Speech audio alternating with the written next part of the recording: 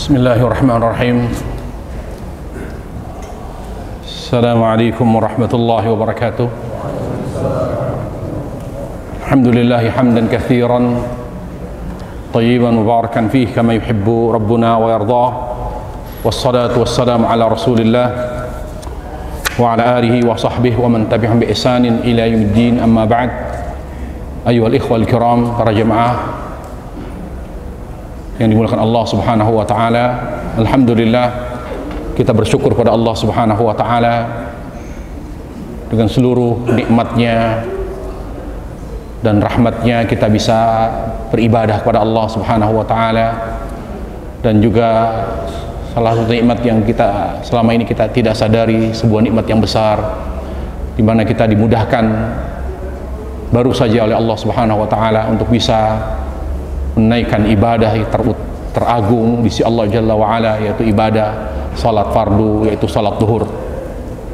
Semoga Allah Jalla wa Ala menerima seluruh amal ibadah kita.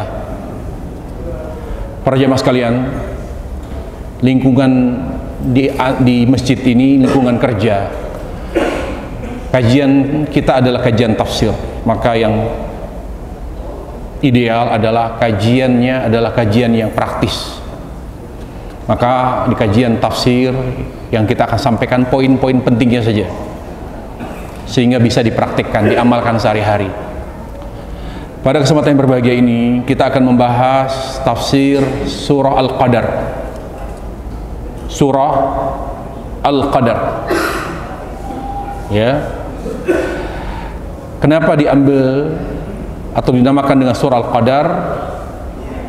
Karena diambil dari kata Al-Qadar. Meskipun ulama berbeda pendapat, kata Al-Qadar ini apakah kembali kepada makna agung? Al-Qadar itu artinya agung. Seperti misalnya rajulun du qadarin, orang itu punya kedudukan. Apakah karena jabatannya, atau karena dia tokoh masyarakat? Dikatakan dalam bahasa Arab rajulun du qadar, seorang punya kedudukan. Jadi karena ayat ini atau surah ini surah yang sangat agung, menceritakan tentang keistimewaan Lailatul Qadar yang Allah berikan hanya kepada umat Islam. Jadi ayat ini sebetulnya atau surah ini adalah surah yang membicarakan tentang keistimewaan umat Islam yang tidak Allah berikan kepada umat yang lain, yaitu apa? Allah Jalla wa Ala hanya memberi malam Lailatul Qadar kepada umat Islam, dan ini yang harus kita syukuri. Kalau kita renungkan, ini anugerah ini. Karena yang benar, yang sahih di pendapat ulama, Lailatul Qadar itu hanya diberikan oleh Allah kepada umat Islam. Itulah sebabnya mengapa umat Islam, umat Nabi Muhammad SAW, walaupun dia umat akhir zaman, tapi mereka adalah, kita ini insya Allah umat manusia, umat Islam, umat yang beriman kepada Allah yang pertama kali masuk surga. Kata Nabi alaihissalam, nahnul akhirun wa nahnul awwalun. Kita adalah umat terakhir, tapi kita adalah umat yang pertama kali masuk ke dalam surga. Di antara sebabnya apa? Di mana umat Islam diberikan Lailatul Qadar yang tidak Allah berikan kepada umat lain. Ada yang mengatakan Al-Qadar bukan karena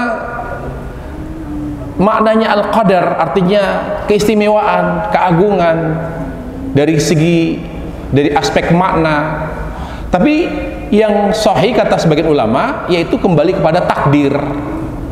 Karena ayat ini menyinggung tentang salah satu tahapan takdir. Karena takdir itu ada beberapa tahap, ya, ada beberapa macam. Kalau tahap mungkin dari ilmu, ya, kemudian dicatat, kemudian kehendak, kemudian penciptaan, itu tahapan takdir. Al-ilm, kemudian kitabah, irada, kemudian al-khalq atau ijad. Jadi 4 tahapan takdir. Tapi yang dimaksud di sini disebutkan di surah ini salah satu macam takdir. Takdir itu ada berbagai macam. Ada takdir umum, yaitu yang dicatat di Lauhul Mahfuz. takdir manusia yang tercatat di Lauhul Mahfuz tidak bisa berubah. Tidak bisa berubah. Itu yang dimaksudkan Nabi alaihissalam, Rafi'atul aqlam wa jaffatis suhuf, telah terangkat pena dan tinta pun telah mengering. Artinya takdir manusia yang tercatat di Lauhul Mahfuz tidak bisa dirubah. Kalaupun ada perubahan, yang misalnya ada hadis yang mengatakan bahwa tidak ada yang dapat berubah takdir kecuali doa, la yadul qadha illa doa. Maka pemahamannya begini. Jadi seorang hamba yang tadinya umurnya pendek, misalnya umurnya tadinya 40, ajalnya sampai 40, karena dia berdoa, ya Allah panjangkan umurku dalam ketaatan, lalu Allah ijabah doanya, berubah menjadi 70, tambah umurnya 30 tahun. Nah, perubahan itu tercatat di Lauhul Mahfuz. Jadi tidak ada berubah yang sifatnya baru. Ketika dia berdoa berubah, lalu Allah rubah di Lauhul Mahfuz. Kalaupun ada perubahan, kata ulama, yaitu takdir yang tercatat di catatan malaikat. Itu yang dimaksud oleh Allah Jalla wa Ala, wa yamhullahu ma yasha wa yuthbit. Allah menghapus, merubah sebagian takdir dan menetapkan sebagian takdir lain. Kata ulama, yaitu yang dicatat di catatan malaikat. Nah, yang dicatat di catatan malaikat itu yaitu takdir sehari-hari. Makanya takdir itu ada takdir am yang tercatat di Lauhul Mahfuz, ada takdir personal per manusia yang dicatat ketika manusia masih di alam rahim, ya, bikatbi rizqihi wa ajali wa amalihi wa syaqin wa sa'id, ditetapkan ajalnya, amalnya, nasibnya bahagia atau sengsara. Ada takdir yang ketiga, nah inilah disebut Lailatul Qadar, namanya takdir tahunan, ya, takdir tahunan. Dijelaskan firman Allah yang lain, fiha yufraqu kullu amrin hakim, pada setiap tahun, yaitu di malam Lailatul Qadar, kembali Allah evaluasi, Allah lihat takdir manusia selama setahun. Ketika sudah dipastikan benar, tidak ada yang perlu dirubah, maka Allah kukuhkan. Jadi Lailatul Qadar itu malam pengukuhan, malam penetapan takdir manusia selama setahun. Makanya di malam itu kita banyak berdoa kepada Allah. Makanya ibadah apa sih yang paling utama di Lailatul Qadar? Doa, bukan sholat. Kenapa? Karena Aisyah radhiyallahu anha ketika bertanya, ya Rasulullah, kalau wanita atau kalau seorang menduga malam ini malam Lailatul Qadar, apa yang harus kami lakukan? Kata Nabi berdoa. Doanya apa? Allahumma innaka afuun tuhibbul afwa fa'fu anna. Dan Nabi tidak menjawab sholat malam. Tapi kalau untuk menghidupkan malam Lailatul Qadar, salah satu sebabnya adalah sholat malam. Tapi ujungnya, finalnya adalah doa. Jadi keliru kalau orang malam ganjil misalnya di 10 hari terakhir hanya sholat malam. Salah. Karena doa atau amalan terbaik pada malam yang diduga malam Lailatul Qadar, malam-malam ganjil di 10 hari terakhir, itu adalah doa. Doanya seperti yang Nabi ajarkan, Allahumma innaka afuwun tuhibbul afwa fa'fu anna. Baik, kemudian Allah memulai surah ini dengan inna. Ini Allah Jalla wa'ala terkadang mengungkapkan tentang dirinya dengan kata kami, terkadang dengan kata saya,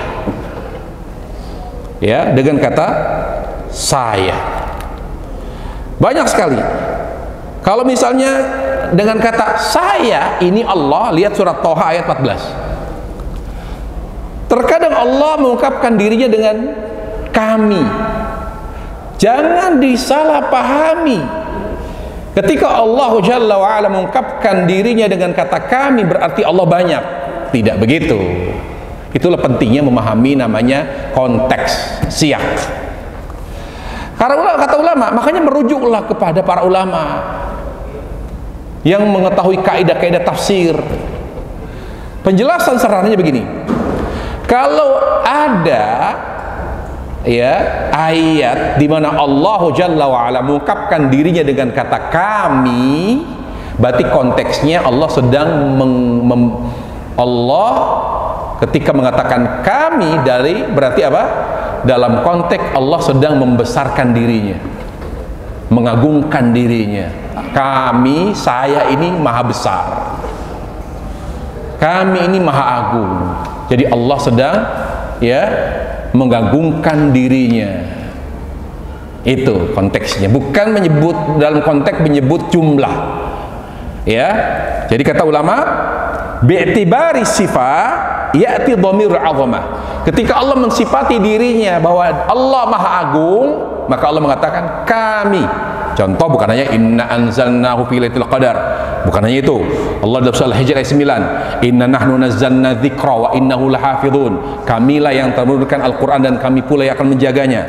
Misalnya dalam surah Yasin ayat 11, inna nahnu nuhyil mauta wa naktubu ma qaddamu wa atharahum wa kulla syai'in ahsaynahu fi imamin mubin.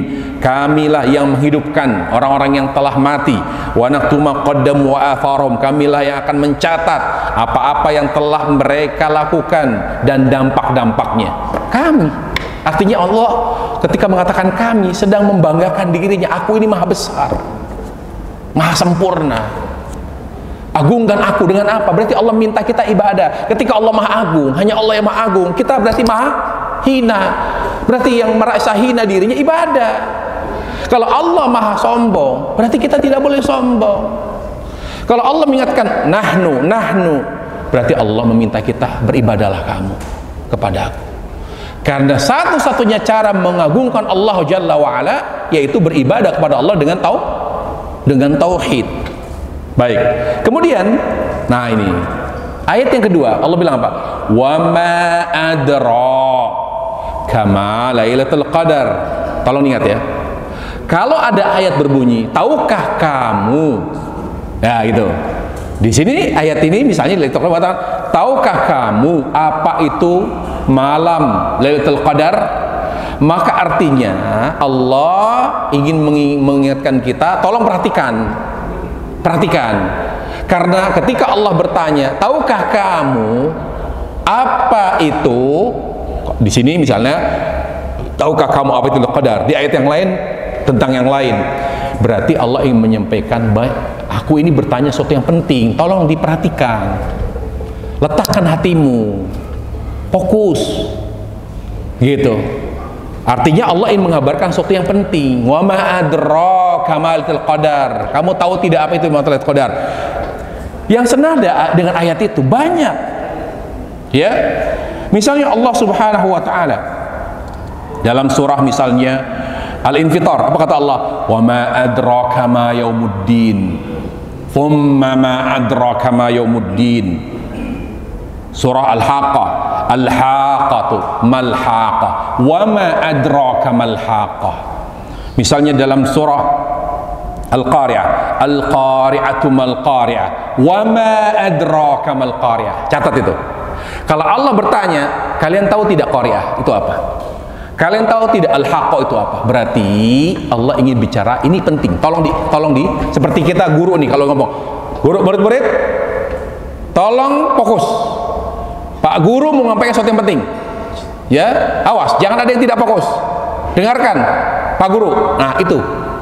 Jadi Allah ingin mengingatkan kita, tolong fokus ke ayat ini, jangan lalai. Ya, fokus kepada ayat ini, siapkan hati untuk tadabbur. Wa ma adraka ma lailatul qadar, dan banyak lagi ayat-ayat yang lain yang senada dengan ayat yang kedua. Lalu Allah mengabarkan, ini. Kalian tahu apa itu qadar? Allah bilang Lailatul Qadri khairum min alfi syahr. Malam Lailatul Qadar lebih baik dari 1000 bulan. Lebih baik dari 1000 bulan. Para jemaah, malam di bulan Ramadan, terutama malam Lailatul Qadar, tidak ada yang menandinginya. Kaidah, kalau ada yang menerangkan, kalau ada yang menyampaikan, bahkan kalau ada hadis yang mengatakan ada malam selain Lailatul Qadar yang menandingi, bahkan lebih baik Lailatul Qadar, maka itu adalah pemahaman yang keliru. Dalilnya pun dalil yang lemah. Kenapa? Contoh, ada pemahaman, ada persepsi malam nisfu Sya'ban menyamai Lailatul Qadar, bahkan lebih baik dari Lailatul Qadar. Tidak ada. Malam yang mulia, malam teragung bagi Allah Jalla wa'ala, malam yang paling mulia di mata Allah Tabaraka wa Ta'ala, hanya malam Lailatul Qadar. Tidak ada malam lain. Wala nisfu Sya'ban, tidak nisfu Sya'ban, tidak nisfu Muharram, tidak nisfu apapun, tidak ada. Tidak ada malam yang lebih dari Lailatul Qadar. Ini yang pertama. Itu maksud Allah bertanya, kalian tahu tidak Lailatul Qadar? Apa itu ya Allah? Saya sampaikan ya. Lailatul Qadri khairun min alfi syahr. Tidak ada malam yang lebih baik dari malam Lailatul Qadar. Artinya Allah mengkritik kita. Kita nisfu Sya'ban ngotot untuk menghidupkan dengan amal-amal tertentu, zikir tertentu, baca tertentu. Tapi di 10 hari terakhir Ramadan, kita tidak berjuang menghidupkan malam Lailatul Qadar. Kita tidak berjuang mencari Lailatul Qadar. Padahal itu pasti ini asumsi. Ini nisfu Sya'ban. Para ulama berbeda pendapat. Apakah ada utamanya atau tidak? Tapi ulama sepakat Lailatul Qadar itu utama. Tidak ada perbedaan pendapat. Kenapa yang udah pasti ini masih asumsi tapi dibela-belain, sementara di malam Lailatul Qadar 10 hari terakhir Ramadan kita masih sibuk, bahkan sampai malam, bahkan kerja sampai lembur, padahal malamnya malam ganjil. Kita tidak bela-belain untuk sholat tarawih. Ketika tidak sempat sholat tarawih, kita tidak sholat malam. Ketika tidak sholat malam, kita tidak berdoa seperti doa yang diajarkan Nabi. Padahal malam terbaik bagi umat Islam Lailatul Qadar, dan belum tentu kita masih hidup di tahun ke depan.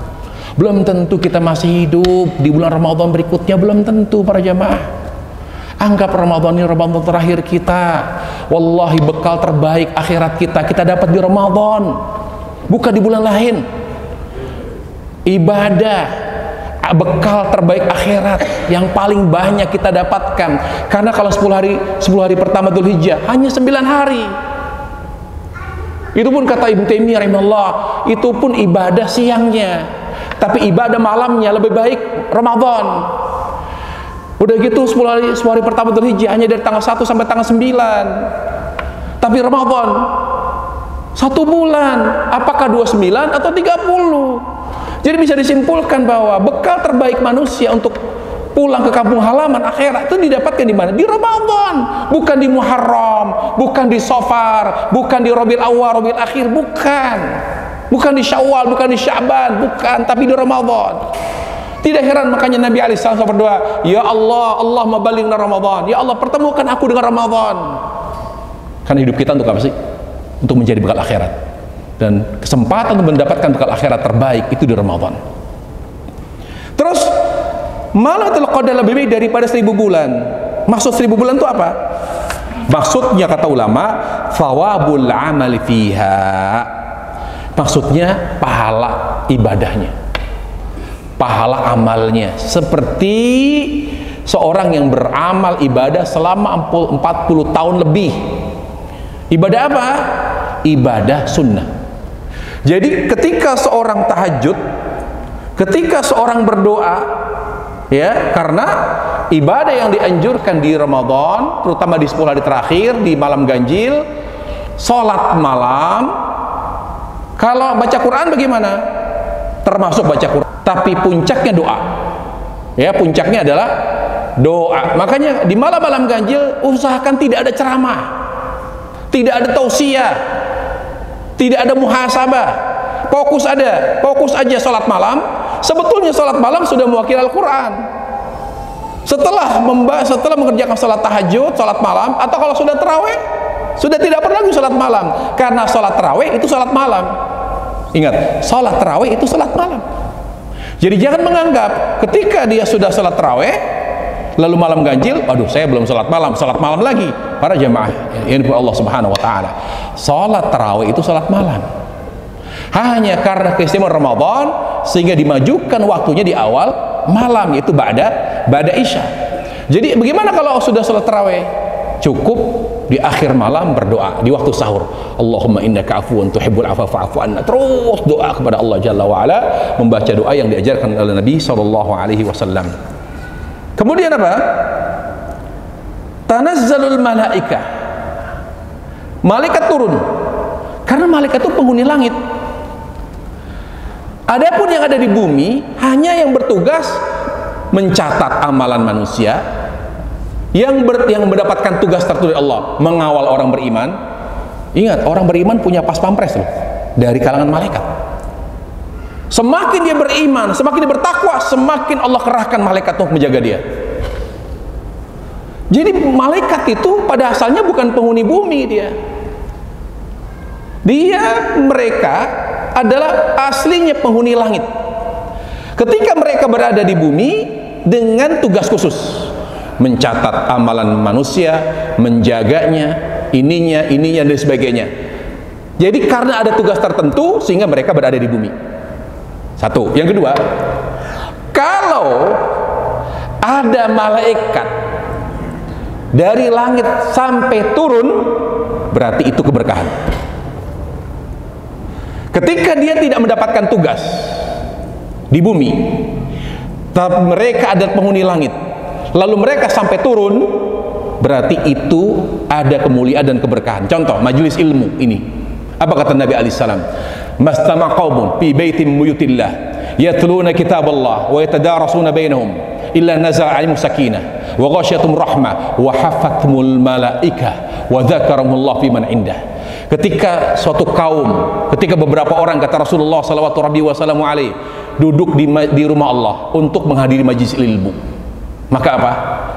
Kecuali mereka yang hadir di majlis ilmu akan diliputi oleh ketenangan, jiwanya teduh. Tempat majlis ilmu itu akan dipenuhi oleh rahmat Allah. Kemudian apa lagi? Wahafatmul malaikah, dan malaikat itu turun. Malaikat itu turun hadir di majelis ilmu. Berarti majelis ini majelis berkah. Contoh lain, ketika ada sesuatu yang tidak dimasuk oleh malaikat, berarti sesuatu itu tidak berkah. Jadi kebalikannya, ketika malaikat mendatangi suatu tempat padahal mereka tidak punya tugas, mereka mendatangi. Seperti itu misalnya malam Lailatul Qadar, penduduk langit, para malaikat itu turun padahal mereka tidak mendapatkan tugas. Kenapa turun di malam Lailatul Qadar? Karena malam itu malam berkah. Jutaan malaikat turun, tanazzalul malaikatu warruhu fiyha, bahkan Jibril pun turun. Begitu banyaknya malaikat yang turun ke bumi karena berkahnya, begitu berkahnya malam itu, sampai kata Nabi alaihissalam, di pagi harinya matahari tidak berani memancarkan seluruh cahayanya ke bumi. Makanya tanda Lailatul Qadar, kalau kita tengok lihat matahari langsung dengan kepala kita, kita bisa melihat dengan mata telanjang. Coba aja paginya subuh misalnya kita pulang dari masjid, kita lihat, kok bisa ya? Bisa kelihatan langsung dengan mata telanjang. Berarti malamnya Lailatul Qadar. Kenapa? Karena matahari tidak berani memancarkan seluruh cahayanya, karena di bumi jutaan malaikat berkumpul. Itu keterangan ilmiahnya seperti itu. Ini tanazzalul malaikah. Lihat, rujuk kepada tafsir para ulama tentang masalah ini. Berarti ketika suatu tempat tidak didatangi oleh malaikat, dihindari, berarti tempat itu tidak berkah. Contoh, kata Nabi alaihissalam, rumah yang ada anjingnya tidak akan didatangi oleh malaikat. Rumah yang ada alat musiknya tidak akan dimasuk oleh malaikat. Rumah yang ada gambar makhluk hidupnya, rumah yang ada patungnya, tidak akan dimasuki oleh malaikat. Berarti maknanya apa? Ketika malaikat mendatangi suatu tempat padahal mereka tidak punya tugas di situ, berarti tempat itu berkah. Ketika malaikat menghindari tempat itu menghindari tempat itu, berarti tempat itu tidak berkah. Seperti tadi, rumah yang ada alat musiknya, rumah yang ada anjingnya, karena tidak dibenarkan untuk keamanan, dengan alasan keamanan memelihara anjing tidak bisa. Bayar aja satpam, cukup. Ya, apalagi kan anjing itu najis. Muslim tidak mungkin, secara logika nggak mungkin melihara anjing, nggak mungkin. Selain mengurangi pahala setiap hari 1 gunung, setiap hari loh. Seorang muslim yang memelihara anjing dengan alasan apapun di rumahnya, kecuali kalau menjaga kebun untuk berburu, nggak ada masalah, diizinkan oleh Nabi SAW. Kalau untuk keamanan, maka setiap hari kata Nabi SAW pahalanya berkurang 1 gunung pahala. Qirot. Allahu Akbar. Belum tentu tiap hari kita menghadirkan segunung pahala. Tapi kalau kita melihara anjing, dipastikan setiap hari berkurang pahala kita 1000, apa bukan 1000, 1 gunung pahala. Dan malaikat tidak akan masuk ke rumah kita. Kecuali, kata ulama, ada gambar tapi misalnya dikeset. Ya, makanya para jemaah sekalian, Allah Subhanahu wa taala, ini sekedar info. Kalau kita punya foto keluarga, disimpan saja. Disimpan di tempat tertutup. Jangan dipajang di tembok. Karena kata ulama itu menghalangi malaikat masuk ke rumah kita. Menghalangi malaikat rahmat masuk ke rumah kita.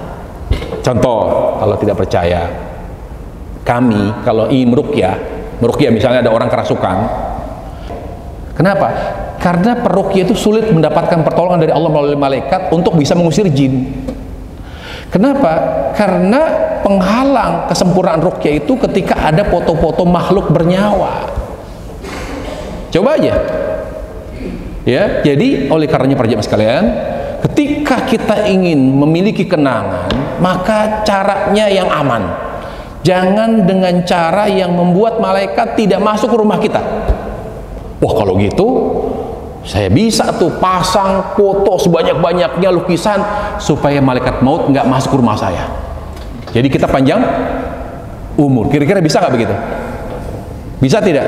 Para jamaah, keterangan Nabi hanya malaikat rahmat, malaikat yang membawa Tapi kalau malaikat maut, bawanya apa? Tugas mencabut nyawa, tetap masuk. Misalnya kita kalau di film-film kan itu apa ya, salib tuh Dracula takutnya mas salib kan ya, diginiin. Kalau kita malaikat maut kita halau, malaikat maut kita halau. Ayo, ini ada gambar, ayo, ada foto nih makhluk hidup. Ayo, jangan masuk ke rumah saya supaya saya tetap hidup. Yang dimaksud oleh Nabi alaihissalam, malaikat yang tidak masuk ke rumah kita, malaikat rahmat. Seluruh malaikat yang mendoakan rahmat kepada kita, kecuali malaikat maut.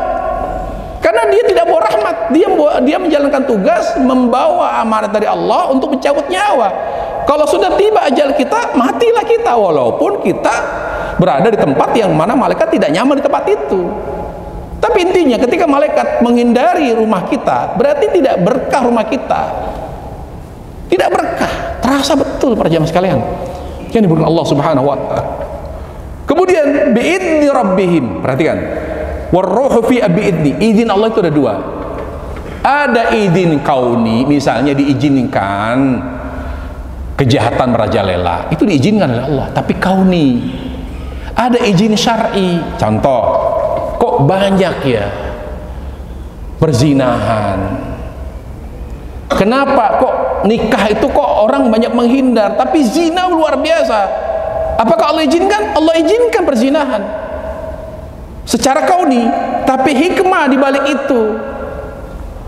Tapi kalau secara syar'i Allah tidak mengizinkan, Allah haramkan zina. Bisa dipahami? Izin ada 2. Ada izin Allah yang bersifat kauni, artinya Allah dengan kehendaknya membiarkan adanya perzinahan. Hikmahnya apa? Hikmah bagi mereka yang